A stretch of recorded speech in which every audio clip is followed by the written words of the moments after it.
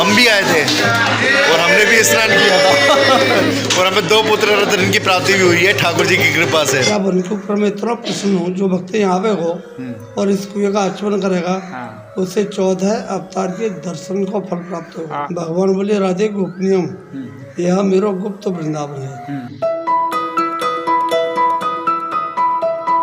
Hey guys, welcome back to my new vlog। आज फिर से हम कहीं घूमने निकल गए हैं और ये जमुना जी हमारे पीछे बह रही है और आज तक आपने जो चीज़ नहीं देखी हम वो देखने जा रहे हैं। आप लोगों को शायद नहीं पता हो कि राधा कृष्ण की भी शादी हुई थी और आज हम दर्शन करने जा रहे हैं उसी जगह के जहाँ श्री राधा कृष्ण की भगवान ब्रह्मा जी ने शादी कराई थी। और वहाँ आज भी एक ऐसा पेड़ है जो वंशीवट है, उस पेड़ में से आज भी कीर्तन की आवाज़ आती है।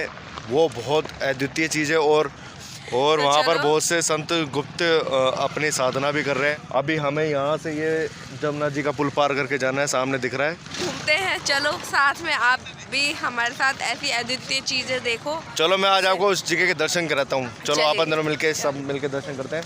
चलिए गाइस देखो कितना रिस्की पुल है, लकड़ियों का बना हुआ है बिल्कुल। और ये देखो नीचे तैरते हुए ये है, इसके ऊपर बना हुआ दिखा, इसको देख लोहे का ये रहा। इसको पार करके जाना पड़ता है। इसको पार करके हम जा रहे हैं और सामने जमुना जी बह रही है। ये देखो जमुना जी, देखो कितना सुंदर दृश्य है।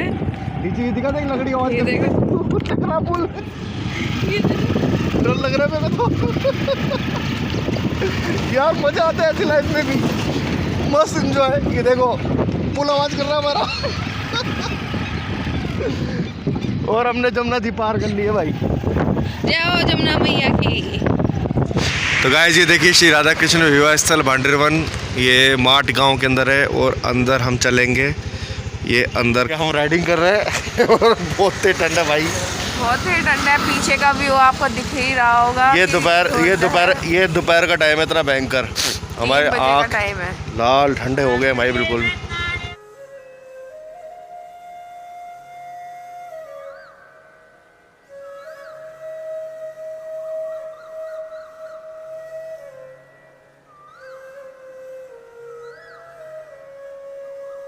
तो अपन पहुंच चुके हैं भांडेरवन, ये राधा कृष्ण का विवाह स्थल और इधर है ब्रज विकास समिति ट्रस्ट द्वारा प्राचीन मंदिर श्री राधा कृष्ण विवाह स्थली।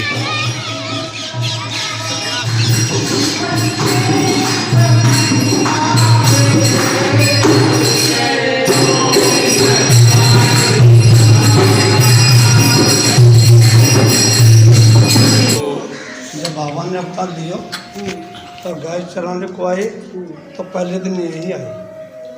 जब भगवान गाय चराने को आते थे तो कंस जो नए नए राक्षस भगवान को मारने को भेजता था जी।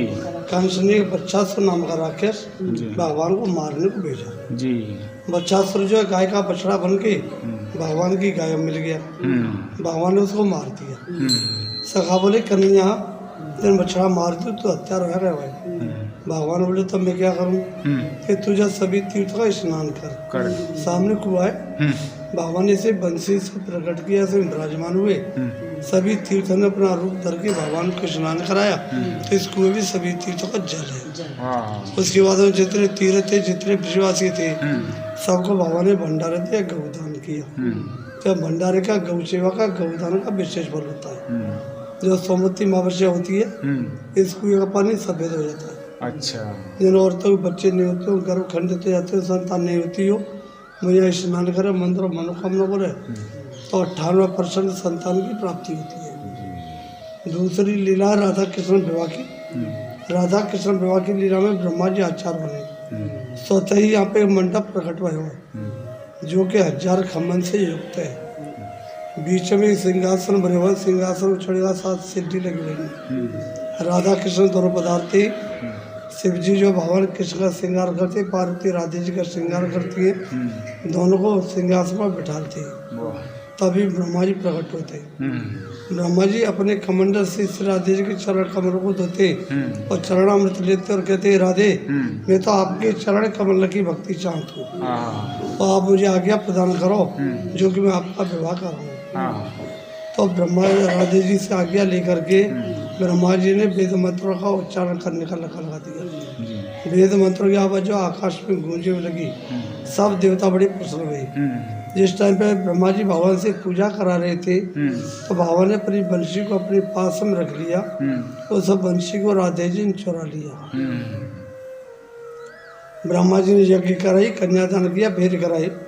लास्ट में क्रिया होती है लड़की की मांग में सिंदूर भरने की। जो तो लड़की की मांग में सिंदूर नहीं भरा जाता विवाह मान्य नहीं होता है। तो ये दर्शन जो विवाह के दर्शन है।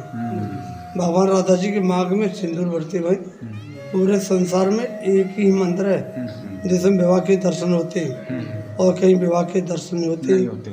सभी जगह आप दर्शन करोगे बंशी बजाते हो करोगे, बंशी नहीं है। क्यों? तो बंशी तो राधे जी चुरा रखी थी। मांग में सिंदूर भरते ही ब्रह्मा जी लोप हो गए, देवता लोप हो गए, मंडप भी लोप हो गए। राधा कृष्ण अकेले रह गए।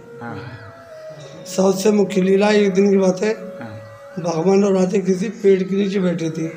तो भगवान बोले राधे से राधे देखो ये भांडीर बन जो हमारा तुम्हारा निकुंज बने, हमारी तुम्हारी पुण्यन की लीला बनी है। राधे जी कहूँगी आज या बन के ऊपर मैं इतना प्रसन्न हूँ, जो भक्त यहाँ आवे हो और इस कुएं का आचमन करेगा उसे 14 अवतार के दर्शन को फल प्राप्त होगा। तो स्नान करेगा वो जाने अनजाने पापन से मुक्ति पावेगा। जो अपनी मनोकामना बोलेगा बाकी मैं मनोकामना पूरी करूँगा। जो भक्त एक रात निवास करेगा, कुआं को स्नान करेगा, भांडीर बिहारी के दर्शन करेगा, वो गोलोक की प्राप्ति करेगा। यहाँ बैठ के कोई चीज खावेगा वो इंद्रलोक की प्राप्ति करेगा।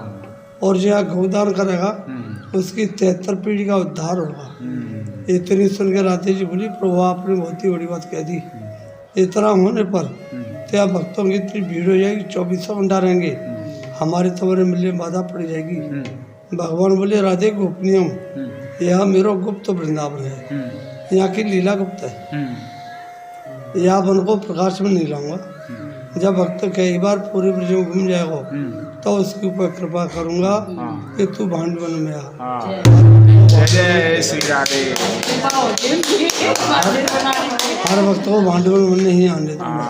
हर भक्त को भांडवन में नहीं आने दूंगा। तो गाइस आप दर्शन कर रहे हैं श्री राधा कृष्ण जी के। आपने श्री कृष्ण भगवान के हाथ में हमेशा बांसुरी देखी होगी, हाथ में लड्डू देखा होगा, लेकिन यहाँ पर श्री कृष्ण भगवान मैया राधा जी के सिर में सिंदूर लगा रहे हैं और ये उनकी विवाह स्थली है। दर्शन कीजिए, बहुत दुर्लभ दर्शन है ये। एकमात्र मंदिर जहाँ श्री राधा जी के सिर में देखिए, उनके हाथ देखिए, श्री राधा जी के सिर में वो सिंदूर लगा रहे हैं। और ब्रह्मा जी देखिए शादी करा रहे हैं ठाकुर जी राधा रानी की। तो भी हम छाछ पी रहे हैं और ठाकुर जी की प्रसादी छाछ है, ठंडोई छाछ। तो गाइस मैंने भी ले लिया है और अभी हमने छाछ ठाकुर जी की प्रसादी छाछ ले रहे हैं। पीछे आपको वो कूप दिखाता हूँ जिसके बारे में पंडित जी बता रहे थे, और वो त्रिवेणी कूप के नाम से जाना जाता है, जो भगवान ने स्वयं अपनी बांसुरी से यहाँ पर बनाया था। गाइस इस कुएं की मान्यता है, ये भगवान श्री कृष्ण ने, इस कुएं को आप जो देख रहे हैं भगवान श्री कृष्ण ने अपनी बांसुरी से खोदा था। इस जिन लेडीजों के बच्चे नहीं हो रहे होते या बांझ होते हैं, लड़की पे लड़की हो रही होती है, तो वो सोमवती मावस के दिन यहाँ मेला पड़ता है। और इसका रंग अभी तो ब्लैक है, ये देखिए अभी ब्लैक है बिल्कुल, और इसका रंग बिल्कुल दूध की तरह वाइट हो जाता है। और इस दिन स्नान करने से कहते हैं उसको पुत्र रत्न की प्राप्ति होती है। और यहाँ बहुत भीड़ पड़ती है यार, बहुत भयंकर भीड़ पड़ती है। हम भी आए थे और हमने भी स्नान किया था और हमें 2 पुत्र रत्न की प्राप्ति भी हुई है ठाकुर जी की कृपा से। बहुत पवित्र जगह और बहुत शानदार जगह पे है। आप इधर आ सकते हैं, पुत्र रत्न प्राप्ति करनी हो तो आप इधर आ सकते हैं। भगवान का साक्षात वरदान है इस जगह पे। जो मानता है उसको हमारे जैसा फल मिलता है, और जो नहीं मानता वो आप लोगों की श्रद्धा है। हम श्रद्धा करके चलते हैं, तो अभी तक हमने जो भी मांगा हमारा पूर्ण हुआ है। सामने श्री मंदिर राधा कृष्ण व्यवस्थली है और ये वो कुआं है, और इसी के पास सबसे बड़ी बात हमारे श्री दाऊ जी महाराज, इन्होंने प्लम्बासुर नामक एक दैत्य था उसका उद्धार किया था और दाऊ जी का सामने विराजमान है, एकमात्र है। चलो पंडित जी से पूछते हैं दाऊ जी के बारे में। थोड़ा सा हमें यहाँ के बारे में बताइए ज़रा। बताएंगे साहब जी ये स्थान का नाम है जी भांडीरवन, जी, और भांडीरवन के अंतर्गत ये दाऊ जी महाराज का मंदिर है, जय हो। कृष्ण के बड़े भैया।